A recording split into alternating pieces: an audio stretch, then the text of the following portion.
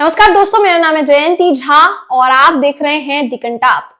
दोस्तों, उत्तर प्रदेश में जहां एक तरफ अधिकारियों पर लगातार हो रहे हमले, उठ रहे सवाल, सरकार को सवालों के कटघरे में खड़ा कर रहे हैं, तो वहीं दूसरी तरफ अब पुलिस अधिकारियों पर भी कुछ इसी तरीके से सवालों की बौछार जारी है। बीते दिनों एक वीडियो वायरल हुआ था, धड़ाधड़ वायरल हुआ दोस्तों। हर कोई देखकर उसको दंग रह गया, क्योंकि वाकई में हमारे देश का संविधान, हमारे देश का लोकतंत्र ये कहता है कि अगर आप एक संवैधानिक पद पर विराजमान हैं, तो कायदे से आपको संविधान के उस पद की गरिमा को तार-तार नहीं करना चाहिए। आपको उसके तमाम नियमों का पालन करना होगा, और अगर आप नहीं करते हैं तो आप संविधान के उस पद पर बैठने के लायक नहीं हैं, उस संवैधानिक पद के आप हकदार नहीं हैं। बीते दिनों अनुज चौधरी, जहां संभल के सीओ अनुज चौधरी का एक वीडियो वायरल हुआ था दोस्तों, जिसमें ये महाराज एक गदा लेकर हाथ में नजर आए थे। बताया गया कर्नाटक से एक किष्किंधा यात्रा जो है वो निकलकर संभल जो है आई थी, खग्गूसराय मंदिर जो है वहां पर पहुंची थी, और उस पूरी यात्रा को सुरक्षा देने के लिए उत्तर प्रदेश की जो पुलिस है वो तत्पर दिखाई दी। बहुत अच्छी बात है, माहौल ना बिगड़े उसके लिए पुलिस का तत्पर होना जरूरी है। लेकिन क्या यह भी जरूरी है कि आप अपने संवैधानिक पद को छोड़कर अपनी निजी आस्था का प्रदर्शन उस यात्रा में करेंगे?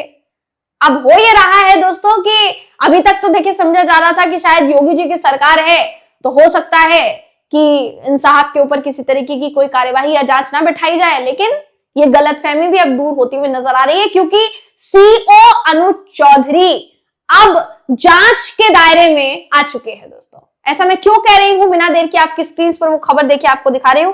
संभल सीओ अनुज चौधरी, चर्चा का बाजार जो है इनको लेकर गर्म है। अनुज चौधरी का गदा उठाने को लेकर एक वीडियो वायरल हुआ था, जिस पर इनका स्पष्टीकरण मांगा गया है दोस्तों। और संभल में 47 साल बाद जो खग्गूसराय मंदिर खुला, उसको लेकर जो रथ यात्रा आई थी, उसके दौरान इनका वीडियो वायरल हुआ था, जिसमें एक गदा पकड़ते हुए नजर आए थे और रथ यात्रा में सबसे आगे आगे चलते हुए भी नजर आ रहे थे। बाद में जब इनसे स्पष्टीकरण मांगा गया था तो ये भी कहते हुए नजर आए थे कि गदा पकड़ना या एक सनातनी होने के नाते यात्रा में शामिल होकर उनका साथ देना कोई गुनाह तो नहीं है, कोई अपराध तो नहीं है, ये भी वो कहते हुए नजर आए थे दोस्तों। अभी ये जो खबर है वो ये कहती है कि इनके खिलाफ जांच बैठा दी गई है। अमिताभ ठाकुर ने डीजीपी को एक पत्र लिखा था, लेटर लिखा था, जिस पर एक्शन लिया गया है और इनके खिलाफ जांच बैठाई गई है, ये खबर है। पूर्व आईपीएस और जन अधिकारी सेना के अध्यक्ष है अमिताभ ठाकुर, इन्होंने डीजीपी को पत्र लिखा था।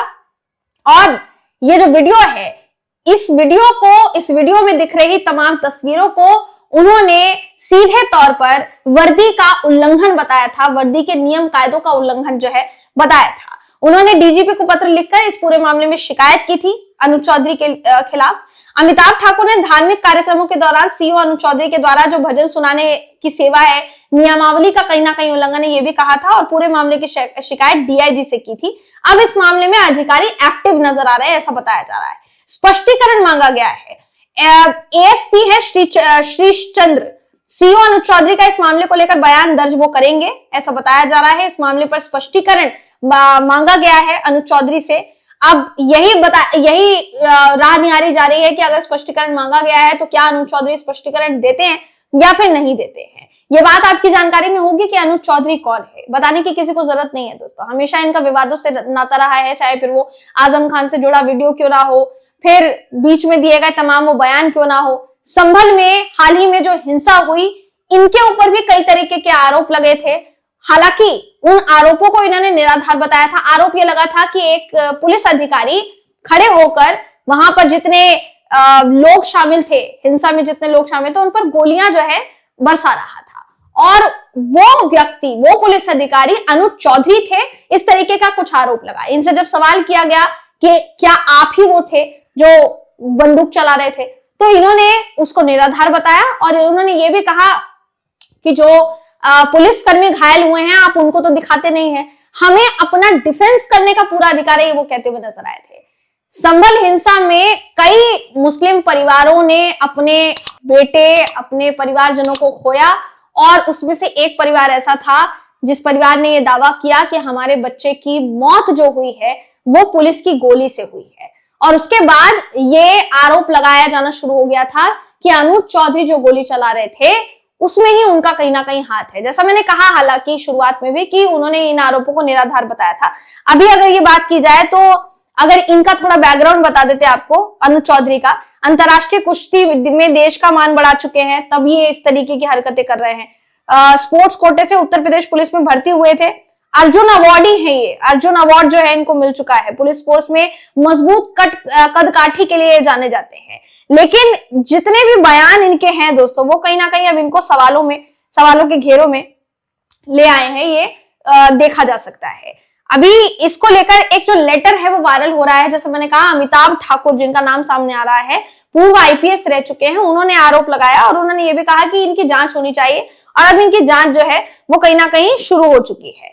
अगर इस पूरे मामले की बात की जाए दोस्तों, तो अमिताभ ठाकुर ने अनुज चौधरी को तत्काल जिले से ट्रांसफर किए जाने की भी मांग की और उनके विरुद्ध कार्यवाही करने की भी मांग कहीं ना कहीं की। प्रदेश के पुलिस अफसरों को ड्यूटी के दौरान बिना स्पष्ट कारण के धार्मिक कार्यक्रमों में भाग न लेने और इस दौरान वर्दी के नियमों का पूर्ण पालन करने के निर्देश देने की भी मांग उन्होंने की। अब डीजीपी को जो पत्र लिखा गया है वो आपकी स्क्रीन पर इस वक्त मैं आपको दिखा रही हूँ।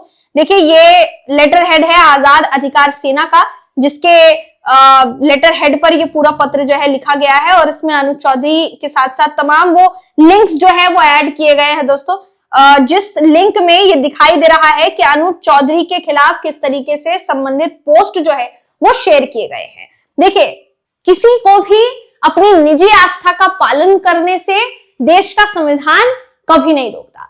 देश में अपनी निजी आस्थाओं का पालन करने का अधिकार हर किसी को है, लेकिन अगर आप एक संवैधानिक पद पर हैं, तो क्या आप एक धार्मिक कार्यक्रम में शामिल होकर, उस पर्टिकुलर धार्मिक कार्यक्रम में शामिल होकर क्या आप निजी आस्था का प्रदर्शन कर सकते हैं? क्योंकि कल को अगर जो अनुज चौधरी ने किया, अगर कोई मुस्लिम पुलिस अधिकारी इस तरीके से अपनी निजी आस्था का प्रदर्शन करने लगे, तो क्या वाकई में उस पर्टिकुलर राज्य का अमला प्रशासन उसको स्वीकार करेगा क्या दोस्तों? ये सबसे बड़ा सवाल देखिए इस समय में उठता है।